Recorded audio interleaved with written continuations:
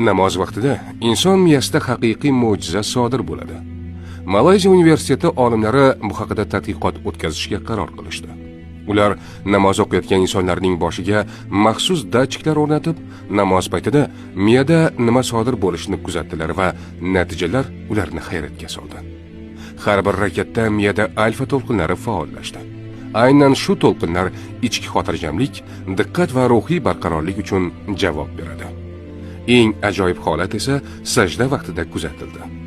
Bu pallada miya eng yuqori xotirjamlik holatiga kirar ekan. Ilmiy tadqiqotlar shuncha yillardan beri musulmonlarga ma'lum bo'lgan haqiqatni tasdiqladi.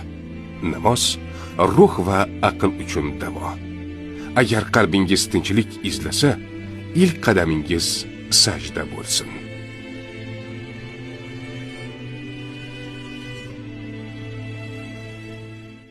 Namoz vaqtida inson miyasida haqiqiy mo'jiza sodir bo'ladi. Malayziya universiteti olimlari bu haqida tadqiqot o'tkazishga qaror qilishdi. Ular namoz o'qiyotgan insonlarning boshiga maxsus datchiklar o'rnatib, namoz paytida miyada nima sodir bo'lishini kuzatdilar va natijalar ularni hayratga soldi. Har bir rakatda miyada alfa to'lqinlari faollashdi. Aynan shu to'lqinlar ichki xotirjamlik, diqqat va ruhiy barqarorlik uchun javob beradi. Eng ajoyib holat esa sajda vaqtida kuzatildi. Bu pallada miya eng yuqori xotirjamlik holatiga kirar ekan.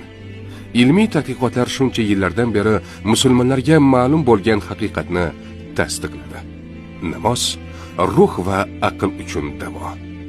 Agar qalbingiz tinchlik izlasa, ilk qadamingiz sajda bo'lsin.